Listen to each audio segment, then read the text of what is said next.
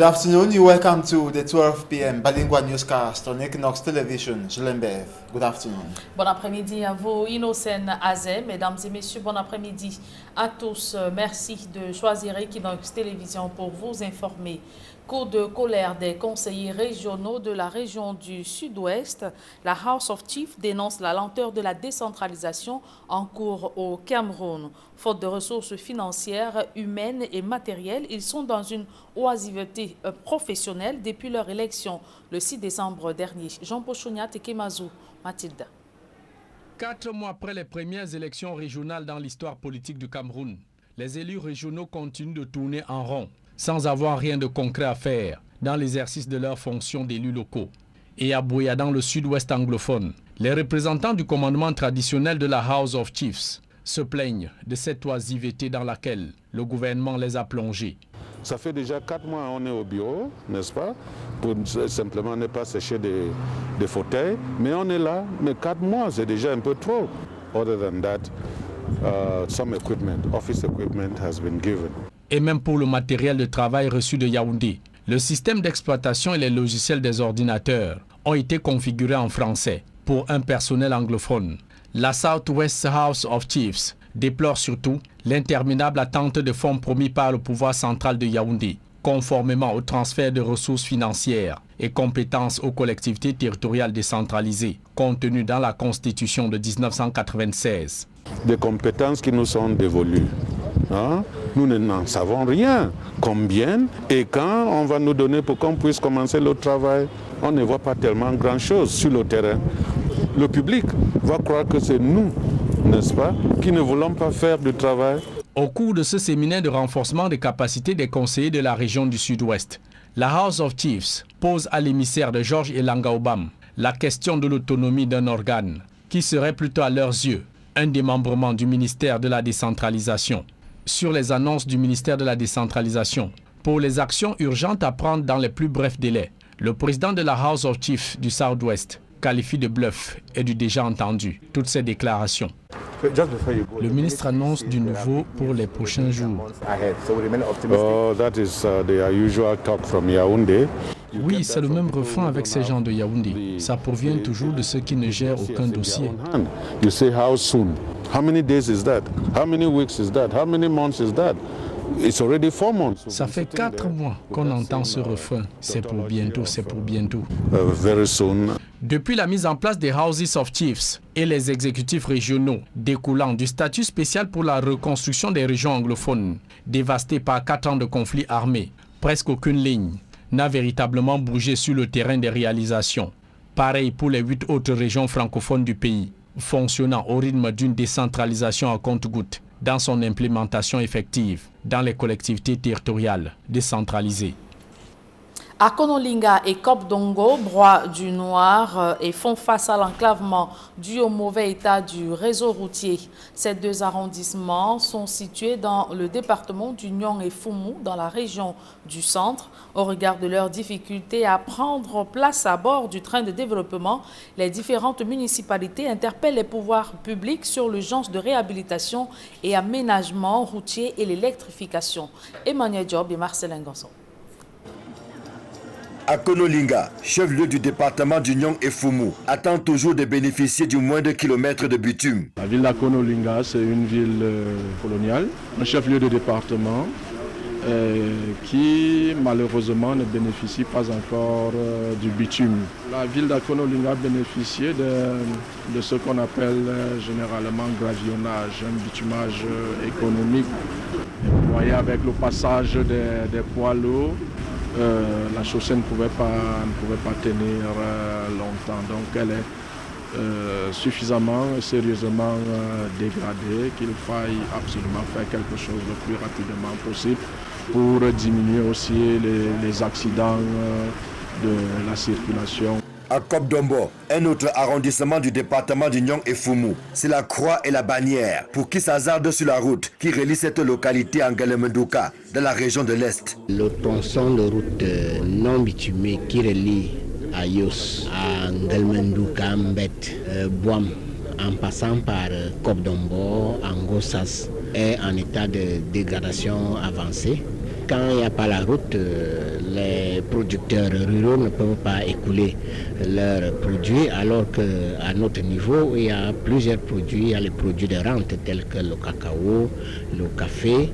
Il y a également le vivrier, il y a le maraîcher. À l'enclavement dû principalement au mauvais état du réseau routier s'ajoute l'insuffisance de la fourniture en énergie électrique. À Akonolinga comme à Kobdombo, c'est le triomphe des ténèbres en dépit d'une amélioration observée ces derniers temps dans le chef-lieu du département. La couverture en énergie électrique s'est nettement améliorée.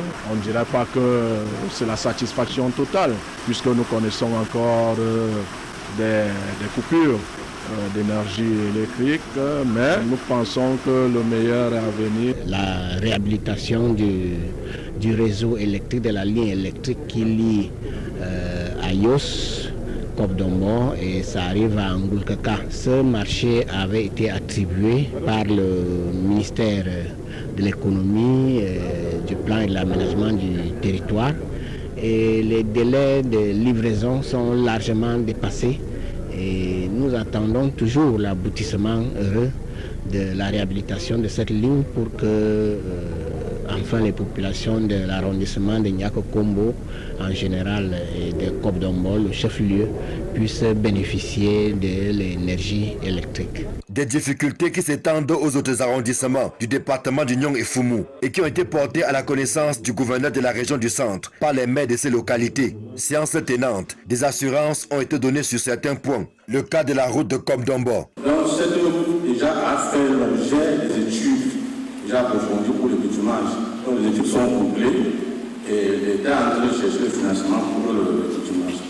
Bon, en ce qui concerne l'entretien, ce tronçon de route a déjà fait l'objet de la construction de tous les petits ouvrages d'art, parce qu'avant, les ouvrages d'art qui étaient les ponts semi-définitifs, ces ponts ont été remplacés en ponts définitifs. Il reste maintenant la chaussée. Le conseil de doléances, exécuté par les chefs des exécutifs municipaux, vise à améliorer le cadre et les conditions de vie des populations. Et le moins qu'on puisse dire, c'est qu'il y a du pain sur la planche pour sortir le Nyong et Foumou de sa léthargie actuelle. En santé, plus de 1600 personnes ont déjà été vaccinées contre le coronavirus dans la ville de Douala, 2 semaines après le lancement de la campagne ou de la première phase de campagne de vaccination. L'information a été révélée hier lors d'un briefing tenu à la délégation régionale de la santé pour le littoral. Au moment où le gouvernement envisage d'intensifier sa campagne, les autorités sanitaires dans la région indiquent que 32 postes de vaccination sont disponibles dans les districts de santé et autres formations sanitaires. De même que des unités de surveillance en cas d'effet secondaire, de nouveaux centres de vaccination dans les services du gouverneur et salles des fêtes d'Aqua sont annoncés afin de pouvoir atteindre toutes les cibles. Les populations sont donc encouragées à se faire vacciner pour se mettre à l'abri du virus. Écoutons à ce sujet le docteur Léonard Ewane, épidémiologiste et coordonnateur du programme élargi de vaccination pour le littoral. Région du littoral, nous avons 32 centres de vaccination accrédités qui vaccinent en poste fixe. Il y a également d'autres centres qui ont été aménagés. En l'occurrence, nous avons le Centre international de vaccination. Nous avons également le Centre des maladies respiratoires et il y a d'autres centres qui seront aménagés au service du gouverneur et également au niveau de la salle des fêtes. Et il faut dire également, à ceci s'ajoutent les équipes mobiles. Dans la région du littoral, nous en avons 37. Ces équipes mobiles vont pouvoir conduire les séances de vaccination dans autres lieux de rassemblement pour faciliter l'accès à la vaccination. Aussi, c'est important de signaler que qui parle du vaccin ou des médicaments ne peut pas mettre de côté les effets indésirables. Donc il faut dire qu'il y a des personnes, des cliniciens qui ont été désignés à l'échelle de la région comme des points focaux MAPI, donc les manifestations indésirables post-immunisation. Et les contre-indications à la vaccination, ce sont les enfants de moins de 18 ans qui ne doivent pas prendre le vaccin, les femmes enceintes et aussi des personnes qui peuvent avoir des maladies fébriles, donc une température qui est au-delà de 39 degrés. Et aussi, c'est important de signaler que les personnes qui sont testées Covid+ lors de l'administration du vaccin vont voir leur vaccination différée de 6 mois. De nombreux étals et comptoirs détruits au marché de la gare de Newbel dans le 2e arrondissement de la ville de Douala. Cette opération de déguerpissement des commerçants ayant investi des emprises de la voie publique a suscité la colère de ces derniers qui s'insurgent contre la somme de 100 000 francs qui leur est demandée par la municipalité pour occuper un espace dans ce coin. D'autres précisions dans ce reportage de Claude Equa Martin à Banda. Ceci n'est pas une mise en scène, mais l'évanouissement d'une commerçante suite à la casse qui a affecté son comptoir. Comme elle, ils sont plus d'une centaine, ces commerçants sinistrés.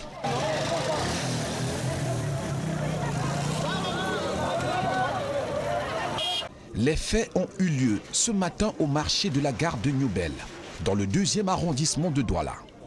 Une opération coup de poing menée par la municipalité et encadrée par les forces de l'ordre, a fini par déloger ces marchands.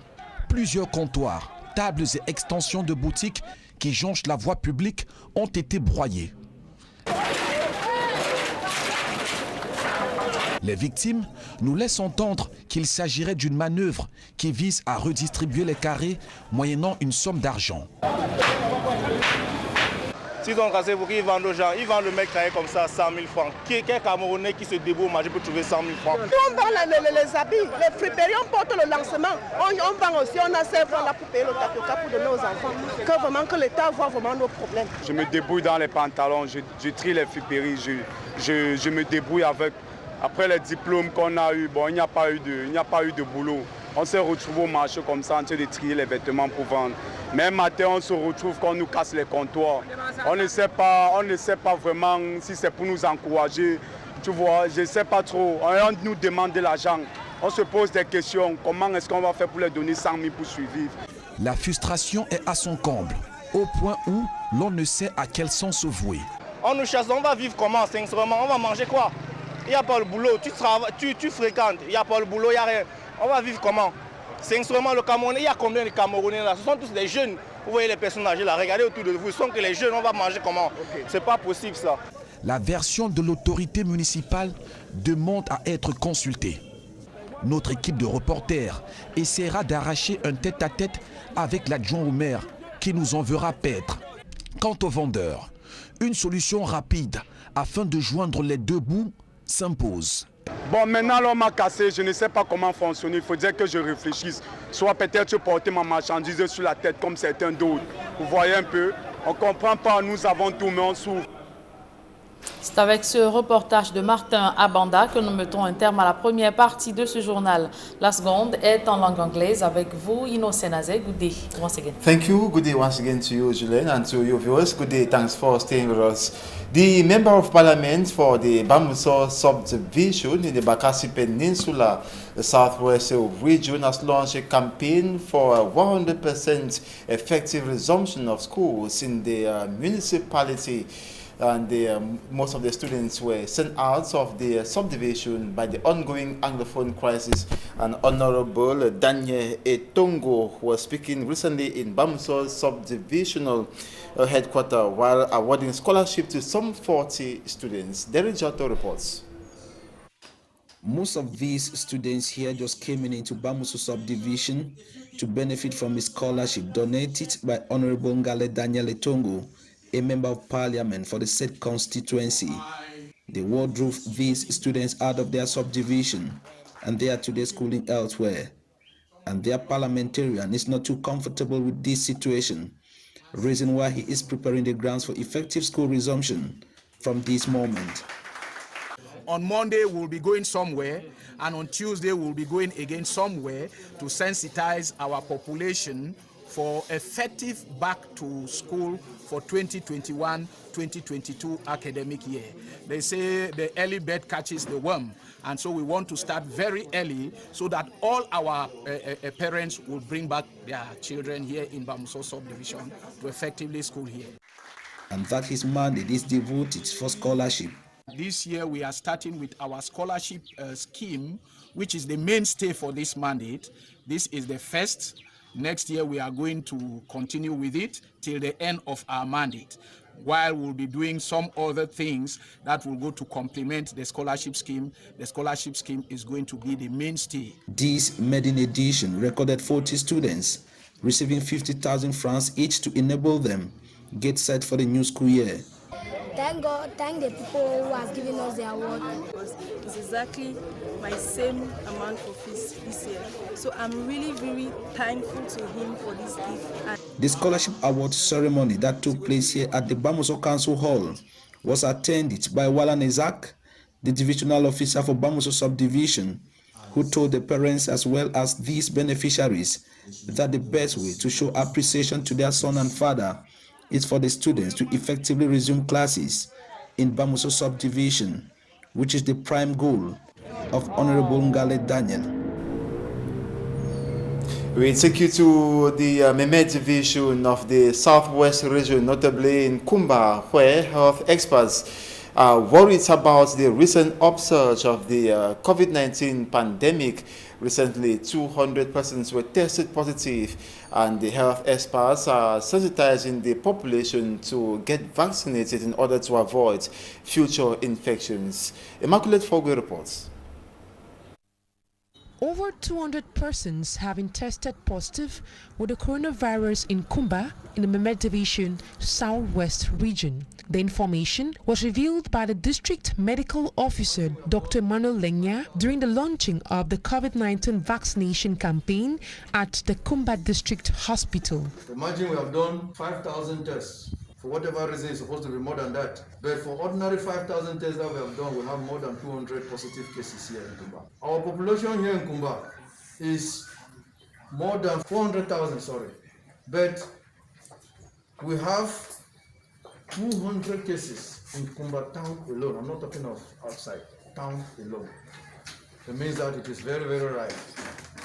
The Senior Divisional Officer for Memed Division, the District Medical Officer, the Divisional Officer for Kumba 1 Subdivision, and the Director of the Kumba Hospital, while taking their own dose of the vaccine, encouraged the population of Kumba to get themselves vaccinated. Okay, no, I am okay. I'm feeling fine. After this exercise, which I think is saving life of myself and my beloved one. And let me also say this is the opportunity to advise the population to follow, because it's not only for themselves, but also to protect their beloved one. It is necessary. I don't have any particular reasons, but for me, from everything I've heard, to me, AstraZeneca is safe. There was a time when there were so much controversies about it, but the research went into it for about 2 months, and the controversies were all dispersed. So to me, for now, it's safe for me. That's why I decided to take AstraZeneca. At the end of the vaccination exercise, the director of the Kumba District Hospital promised to ensure that doctors, nurses, and frontline workers get themselves vaccinated. The president of the West Regional Council is worried that nothing concrete has been given to them since the institution of regional councils in the country. He was speaking during a meeting with experts from the Ministry of Decentralization and Local Development in Bafoussam. Details with Formi Armstrong Sander. 4 months after the putting in place of the regional councils within the context of the decentralization process in Cameroon, nothing has been seen or heard of regional councillors on the field. While the people are yet to feel their impact as stipulated by the 1996 constitution in Cameroon, the actors are also surprisingly yet to be told or know what exactly to do. Teach regional councillors what to do on the field is the objective of this team of experts from the Ministry of Decentralization and Local Development in Yaoundé to the West Regional Chieftain of Bafoussam. Meeting with members of the West Regional Council, but schools councillors on how to approach, analyze and respond to different problems in their different localities of the West region. Speaking to the press in the course of the event, The president of the West Regional Council, Dr. Hilaire Foka, regretted that 4 months after their existence, resources and competencies are yet to be effectively given to them. Quote, apart from the absence of the transfer of adequate finances to run affairs of the West region, the president said no concrete logistics were also transferred to them. He, however, revealed that they have been receiving trainings on what to do, and the recent is the second in a row. Transporters plying the Douala-N'Djamena and Douala-Bangui corridors have stationed their trucks as a result of rising insecurity. The members of trade union of transporters trade unions met recently, that's in Gaoundéré, to strategize on how to better the sector. They included transporters from Gaoundéré, Garoua and Marwa. Details in the following report. Truck drivers plying the Douala-N'Djamena and Douala-Bangui corridors are on a forceful holiday with an undetermined duration as a result of rising insecurity posed by rebels in Chad and the Central African Republic lately. All loaded trucks are bound to be parked here till the security situation in Chad and the Central African Republic ameliorates. Until then, plying the Douala-Bangui and Douala-N'Djamena corridors remains perilous. Nous sommes appesantis également sur la situation assez préoccupante au Tchad. During a consultation meeting deemed special, grouping transporters from Garoua, Marwa and Gaoundéré, members of the transporters trade unions promised to stay in contact with officials, transporters in Chad and Bangui to determine the security situation so they can resume activities void of fear. Nous sommes en train de travailler en collaboration avec les chancelleries. Grouping of these transporters was also to discuss unfair competition they encounter with unprofessionals who have infiltrated, destroying activities in this transport sector. La difficulté serait avec les transitaires et les bailleurs de fret, mais il est curieux de réaliser que c'est plutôt certains transporteurs véreux qui cherchent à dissiper cette activité. Fraud in the sector was also raised, which, according to the trade unionists, kills the activities. Et beaucoup de sociétés sont en train de fermer. Evasion from duty tax, they note, has reduced revenue collected to keep the transport sector sound. Gathered today in order to improve the activity, in order to respect the normal fair transport that had been accepted. We have been negotiating with the Minister of Commerce, with the Minister of Transport, with the taxation offices, and we are now glad that we are capable, we are able now. For the good of all, it was proposed that each transporter voluntarily pays a duty fee of 15,000 francs. We have been putting in place a follow-up committee that is in charge of delivery of documents previous to loading. So when transporters respect that, we are sure we will then achieve our goal by respecting the rate and the normal price which has been fixed for N'Djamena from Douala, which is 3,300,000 francs, from Gaoundé to N'Djamena, which is 1.7 million, and from Douala to Bangui, which is 3,350,000 francs. The proposed sum, voted by almost all the transporters present, is expected to permit flexible running of activities on the Douala-Chad and the Douala-Bangui corridors, thereby boosting the transport sector. And that's it for this 12 p.m. bilingual newscast on Équinoxe Television. Thanks so much for watching. Do have a splendid day and a nice weekend. We shall be back next week, God willing. Je l'aime, bonne journée, and as well, see you next week. Merci, excellente journée à vous, Équinoxe Tv. Je vous souhaite également un agréable week-end. Mesdames et messieurs, merci d'avoir suivi cette édition bilingue du journal. Retrouvez Nadine Yambou, Flavien Valondongo et Florence Tchengue pour votre quotidien santé.